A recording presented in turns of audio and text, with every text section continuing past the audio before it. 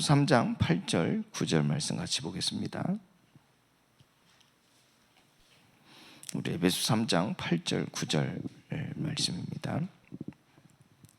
같이 보겠습니다. 모든 성도 중에 지극히 작은 자보다 더 작은 나에게 이 은혜를 주신 것은 측량할 수 없는 그리스도의 풍성함을 이방인에게 전하게 하시고 영원부터 만물을 창조하신 하나님 속에 감추어졌던 비밀의 경륜이 어떤 것을 드러내게 하려 하심이라. 아멘.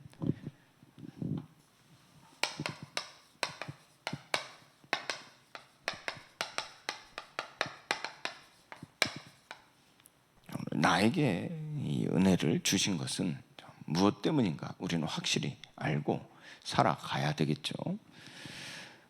오늘 바울은 말씀하죠.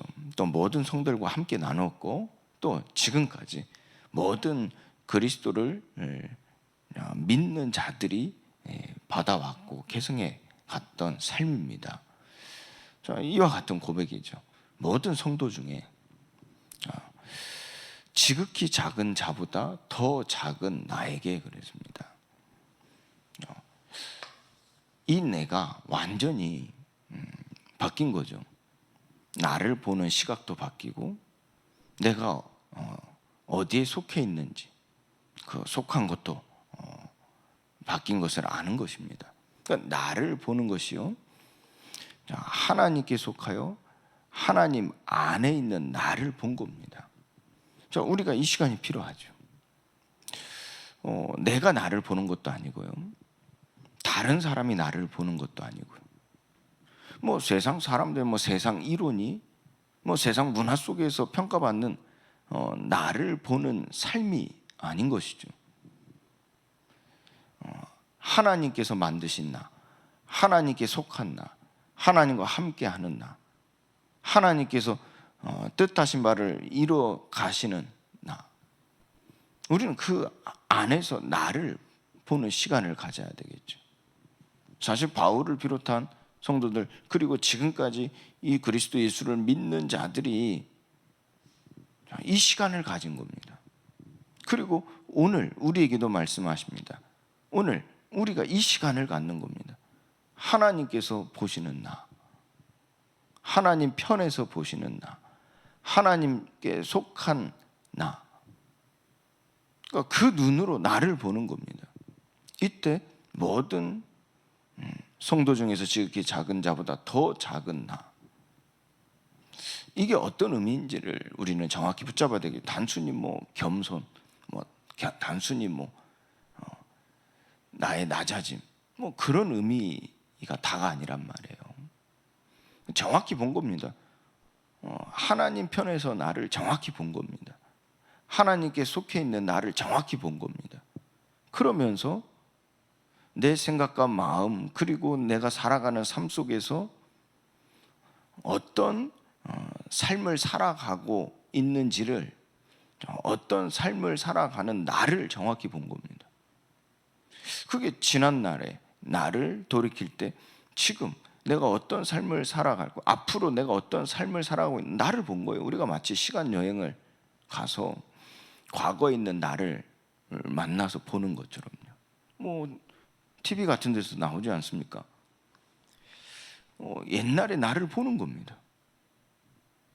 그리고 미래에 가서 미래에 살고 있는 나를 보는 겁니다.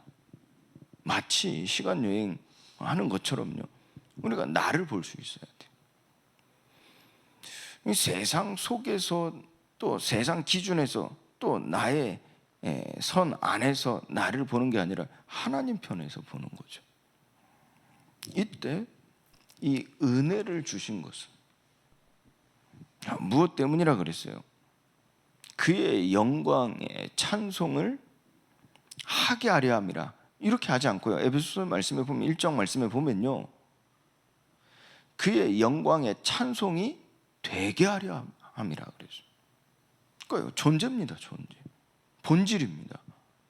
그러니까 내가 어떠한 일을 경험해서 오 할렐루야, 오 하나님을, 나의 하나님을 찬송합니다, 찬양합니다, 자, 이것도 맞는 말인데요, 아예 확실하게 에베소서에서 전하는 메시지는 이거와 달랐어요. 하나님께서는 나에게 이 은혜를 주신 것은 내가 하나님을 찬송하게 하려 하심이 아니라 내가 그의 영광의 찬송이 되게 하려 하심이라. 그러니까 나를 찬송이 되게 하려 하신다 그래서 존재입니다. 존재. 본질입니다. 이것은 오늘 이제 3장에서는 이와 같이 표현된 거죠. 그리스도의 풍성함, 측량할 수 없는 그리스도의 풍성함을 믿지 않는 자, 이방인에게 전하게 하시고 영원부터 만물을 창조하시는 하나님 속에 감추어졌던 비밀의 경륜이 어떠한 것을 드러내게 하려 하심이라 그러죠. 그러니까 내가 이와 같이 하나님의 작품, 하나님의 찬송이 되게 하려 하시는 하나님의 계획이라는 것이 무엇인지를 말씀하고 있는 거죠. 믿지 아니하는 자들에게 그 측량할 수 없는 그리스도의 풍성함을 전하게 하시고, 그 전할 때 우리의 말로 설득하는 것이 아니라 우리가 전할 때 하나님께서는 그의 일을 하신다는 겁니다. 그 비밀에 감추었던 비밀의 경륜이 어떠한 것을 드러내신다는 겁니다. 이 은혜를 주신 것은 분명한 이유가 있는 거죠. 하나님의 계획입니다. 자, 그렇다면 이 은혜가 무엇인지를 우리는 잠깐 살펴볼 수 있어야 되겠죠. 살펴봐야 되겠죠. 1장부터 보면요, 창세 전에 택하셨다고 그래서 이게 은혜지 않습니까? 창세기 6장이요, 이 사람들이 생각하는 모든 계획이 악할 뿐이다 그래서. 그래서 하나님은 그 악을 이 세상에서 지우시겠다 그랬어요. 그러니까 멸하시겠다 그랬어요. 그 악을 이 세상 가운데 지우시겠다는 거예요. 그 방법이 무엇이었습니까? 이 땅을 쓸어버리겠다 하는 저주를 말하는 게 아닙니다. 땅을 새롭게 하시겠다는 거였어요. 홍수로 말미암아 이 더럽혀진 땅을 새롭게 하시겠다 하는 계획을 세우신 것이죠. 자, 이때 수많은 그 사람들이 있습니다. 다시 말해서 그 더럽혀진 땅을 새롭게 하실 때 그 가운데 모든 사람이 있는 겁니다. 그래서 모든 사람이 죄를 범하였으면 하나님의 영광에 이르지 못하도록, 그러니까 다 그 가운데 있는 겁니다. 그런데 그 중에 하나님께서는 그 계획을 이루시려고 택하신 거예요. 창세전에 택하셔서 하나님의 의를 나타낼 자로 칭함받게 하시는 거예요. 특별해서가 아닙니다. 세상에서 기준에서 볼 때 잘 살아왔기 때문에 그런 게 아닙니다. 모든 사람들에게 존경받고 공경받았기 때문에, 본이 되었기 때문에가 아닙니다. 대단한 일을 해왔기 때문에 아닙니다. 우리 말대로 학력, 지금까지 많은 업적을 남겼기 때문에가 아닙니다. 하나님께서 창세전에 택하셨다 그래서. 얼마나 은혜입니까? 이 은혜를 주시다. 그럼 저와 여러분들은 마찬가지입니다. 오늘 이 말씀을 듣게 하시고 하나님께서 우리의 존재 자체를 하나님의 영광의 찬송이 되게 하려 하시는 것은 은혜죠. 창세전에 택하신 겁니다. 내가 잘해왔기 때문에, 잘 살아왔기 때문에, 내가 남들한테 손가락질 받지 않고 대단한 존경을 받지 못한다 할지라도, 못한 것은 대단한 존경을 받은 것은 아니라 할지라도, 그래도 사람들한테 잘 살아왔다 손가락질 받지 않는 그 삶 속에서 저 정도면 돼, 그래서 그런 게 아니라요, 창세전에 택하셨다. 하나님의 아들들, 곧 자녀가 되게 하셨다 그래서. 그래서 우리는 구원을 우리의 행위로 받은 것이 아니라, 만약에 그와 같다면 우리는 율법으로 사는 자들과 같다 그러지 않았습니까? 어제도요. 그래서 우리가 이와 같이 구원을 받은 것은 하나님의 의로 말미암은 것이니 곧 하나님의 은혜 선물이라 하지 않습니까? 그래서 우리가 구원을 받는 것은 믿음으로 말미암아 구원을 받는 것이요, 그 믿음은 나에게서 온 것이 아니라 하나님의 은혜의 선물이라 하신 것이죠. 그래서 우리는 하나님의 자녀가 된다 하는 것은 우리 행위로서가 아니라 믿음으로 생명으로서요 곧 하나님의 은혜의 선물이라는 것이죠. 그런데 여기에 대하여 분명한 하나님의 공의가 나타나요. 그 죄로 말미암아 우리가 허물과 죄로 죽었단 말이에요. 그런데 여기에 대하여 하나님께서는 어떤 계획을 두셨습니까? 다시 조금 더 구체적으로 얘기하면 요한일서 3장 8절 말씀은 죄를 짓는 자는 마귀에게 속한다 그랬어요. 그런 우리에게 허물과 죄로 죽었던 마귀에 속한 우리를 구원하시려면 이 죄값이 치러져야 된단 말이에요. 그래서 하나님은 그의 피로 말미암아 죄사함을 얻게 하셨다 그래요. 이 은혜를 주신 것이죠. 그의 피로 말미암아 죄사함을 얻게 하신 은혜를 주신 겁니다. 우리에게는 거저 주신 바 된 하나님의 은혜라는 것이죠. 이 은혜를 주신 것은 거듭남입니다. 부활 생명에 이르는 것입니다. 곧 그의 영광의 찬송이 되게 하려 하심이라 그래서 저와 여러분들의 존재 자체가요. 그래서 나를 살리신 겁니다. 허물과 죄로 죽었던 나를 살리신 겁니다. 2장에는 본질상 진노의 자녀이었더니 그랬죠. 이처럼 본질상 진노의 자녀였던 나를 살리신 겁니다. 재창조입니다. 거듭남입니다. 부활 생명을 이루게 하신 것입니다. 그래서 함께 십자가에 못 박혀 죽고 함께 하늘에 앉히시니 그랬어요. 이 모든 것이 내가 뭔가를 했기 때문에가 아닙니다. 내가 믿었기 때문에도 아닙니다. 그 큰 사랑을 인하여 은혜의 선물이라는 거예요. 그 큰 사랑을 인하여 구원을 받은 것이라 그랬어요. 하나님께로부터 난 의라 그랬어요. 은혜의 선물이라 그러지 않았습니까? 그래서 우리에게요 계시의 비밀, 곧 계시로 비밀을 알게 하시는 거예요. 이것이 은혜죠. 하나님께서 우리를 이처럼 함께 그 큰 사랑을 인하여 구원을 받은 것, 이 또한 은혜의 감사로 하나님이 이것은 무엇을 위함입니까? 이제 우리가 우리 마음대로 이제는 우리가 우리 뜻대로 살 수 있겠구나가 아니겠죠. 우리를 구원하신 것은 우리의 존재 자체를 어떻게 해요? 하나님의 영광의 찬송이 되게 하려 하심이라 그래요. 그래서 하나님의 계획이 무엇입니까? 구원 계획이 너로 말미암아 천하 만민이 복을 얻으리라. 너로 말미암아 모든 민족에게 이 복음이 증언되기 위하여 전파되리니. 하나님 이로써 하나님의 시간표 속에서 이 만물을 통치하시고 끝을 내시는 겁니다. 그 큰 사랑을 인하여. 그러니까 우리가 이처럼 그 이방인에게 복음을 전하게 하실 때 구원의 감추어졌던 구원의 비밀이 어떤 것을 드러내신다 그랬죠. 그래서 계시로 또한 세 번째로 이 은혜를 주신 거예요. 비밀을 알게 하려 하심이라 그랬어요. 계시로. 그래서 이전에는 이 하나님의 거룩한 영으로 나타내셨잖아요. 그 구약 시대의 사람들에게 나타내신 바, 계시하신 바입니다.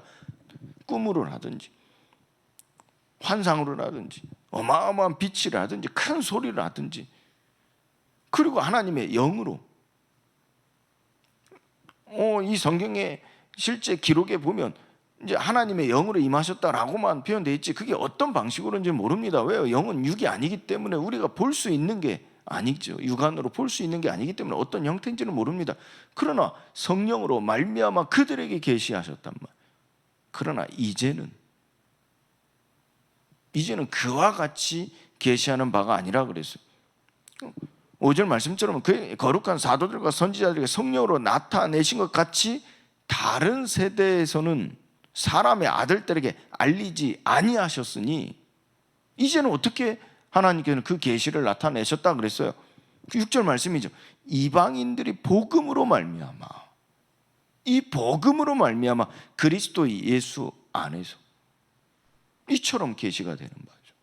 그래서 하나님의 뜻을 이루는 바가 무엇입니까? 함께 상속자가 되고 함께 지체가 되고 함께 약속에 참여하는 자가 됨이라 그래요.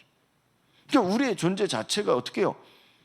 이와 같이 복음으로 말미암아 구원의 역사가 일어날 때 함께 상속자가 되고 함께 지체가 되고 함께 약속에 참여한 자가 됨이라 그랬다니까. 이게 앞으로 이제는 좀 이 단어를 좀 쓰게 될 건데요, 좀 이게 바른 이해, 먼저 정의부터 돼야 되기 때문에 좀 주일날 그걸 함께 나눌 건데, 선교적이 되는 겁니다. 이 단어를 좀 앞으로 많이 쓰게 될 건데, 그러니까 선교적이 되는 거예요. 선교적.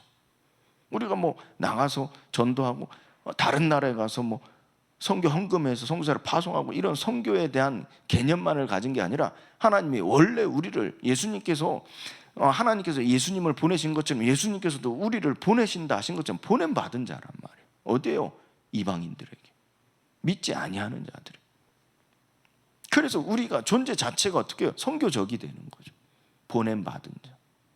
가서 성령으로 세례를 베풀고, 아버지 아들과 성령의 이름으로 세례를 베풀고, 가서 우리에게 분부한 모든 것을 가르쳐 지키게 하는 거예요. 그때 볼지어다 내가 세상 끝날까지 너희 항상 함께 있으라. 무슨 말입니까? 하나님께서 이 계시로 드러내시는 바를 우리가 보는 겁니다.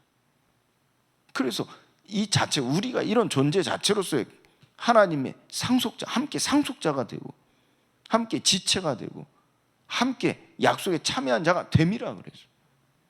이것이 우리가 살아가는 삶이요, 이것이 우리가 이 세상, 이 땅에서 살아내는 정체성이란 말이에요. 본질이란 말이에요. 이 은혜를 주셨다. 그래서 우리가 나를 살리시고, 그리고 이 계시, 이 계시를 어떻게 이 복음으로 알리신 것이죠. 이 은혜를 내게 주신 것은 곧 하나님의 계획입니다. 너로 말미암아 이 세상에 믿지 아니하는 자들을 믿게 하려 하심이라 그래서 이 복음을 전하게 하시고, 그 복음을 전할 때 감춰졌던 비밀의 경륜을 어떠한지를 드러내신다 그랬다는 것이죠. 그래서 우리가 이처럼 예수님으로 나타나셨다 그랬어요. 하나님 예수님으로 나타내셨다 그랬어요. 그래서 하나님은 영원한 계획, 어제 말씀하셨죠. 영원한 계획, 그 계획을 예수님 십자가에 못 박히실 때 이루셨고, 지금도 이루어 가시고 앞으로 영원히 이루어 가실 거란 말이에요. 이 세상 끝날 때까지. 이게 어디에서 정해진 겁니까? 우리가 하나님께 뭐 간절히 기도했다고 해서 이루어진 게 아니라 위에서 정해진 것이라니까. 그 1장 말씀이지 않습니까? 하나님이 예정하셨다 그래서 위에서 정하셨다니까. 그리고 이제 성육신 하셨죠. 아래로 임하신 겁니다. 성육신 하신 것이죠. 예수님으로 나타내셨다니까, 이 계시를. 그리고 때가 찬 경륜을 인하여 이 뜻이 우리에게 이루어지지 않았습니까? 작정한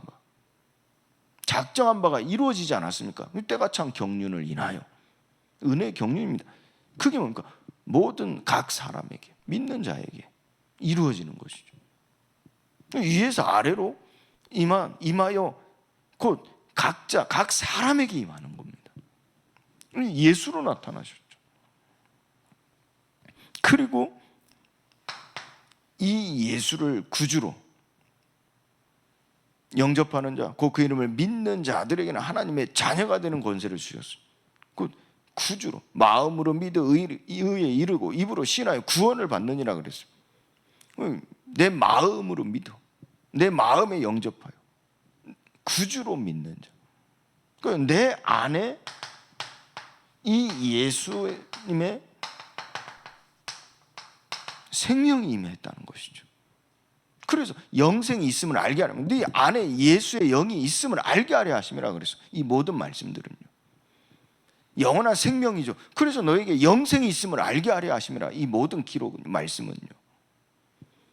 그런데 이 내 안에 예수님의 생명이 이제 결국은 무엇입니까?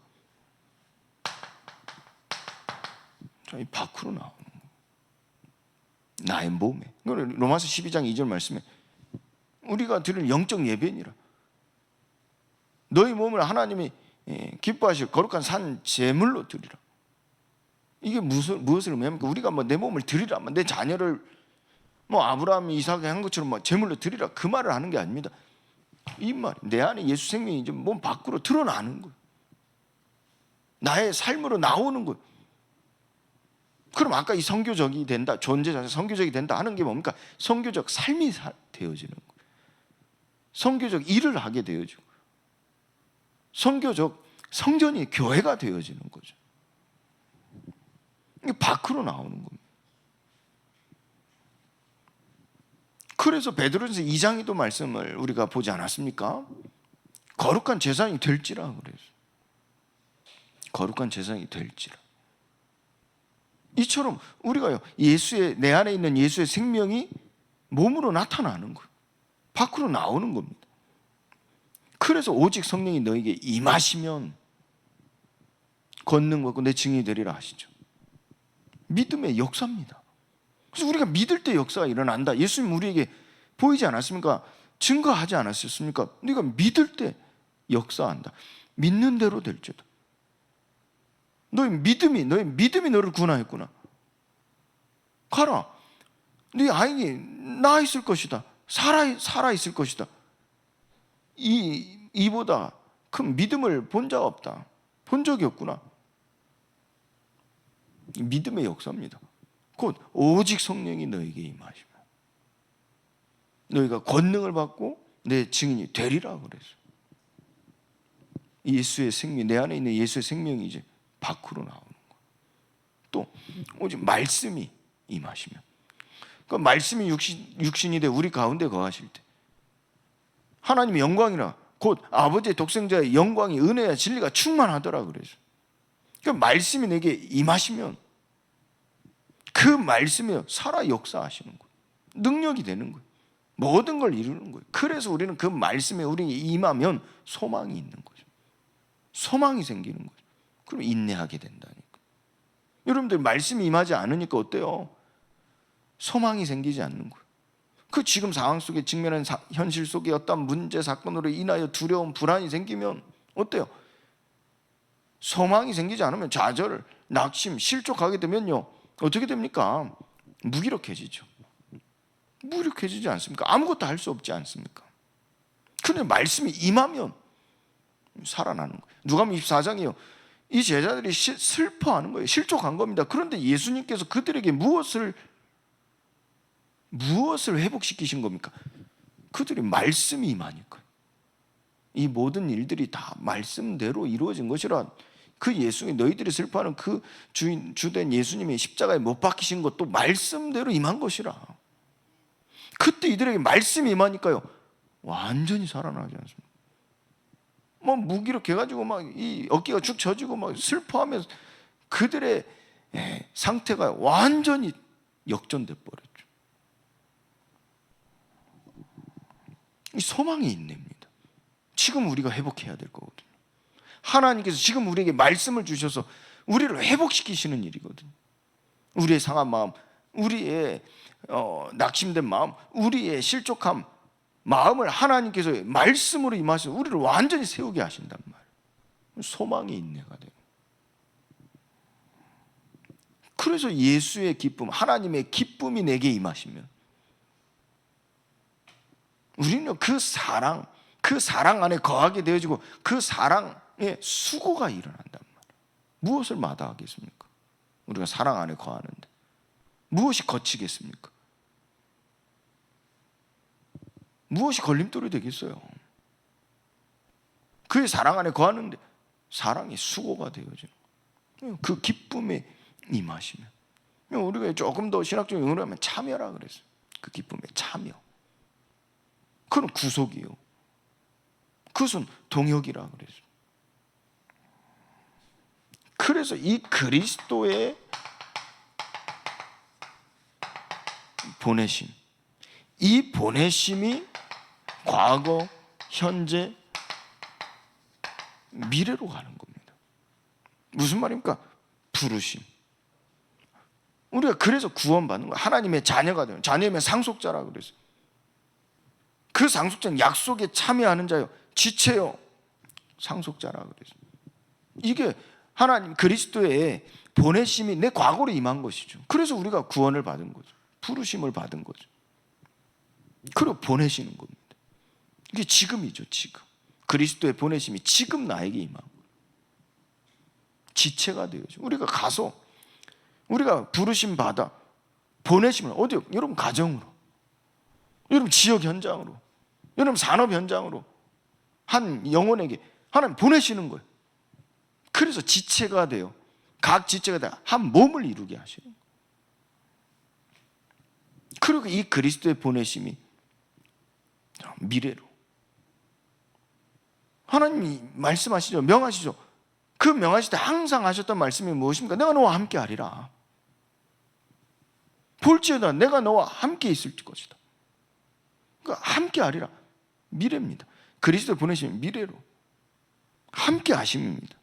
그래서 그 약속에 참여하는 자, 그 일을 맡은 자, 그 일을 이뤄가는 자들을, 하나님 나라 일을 말씀하실 때 그 일을 이뤄가는 자들에게 그리스도의 보내심이 미래로 곧 함께 하시는 거예요. 하나님 함께 하시니까 어때요? 누가 그 일을 막을 수 있겠습니까? 누가 그를 막을 수 있겠습니까? 누가 그 사랑에서 끊을 수 있겠습니까?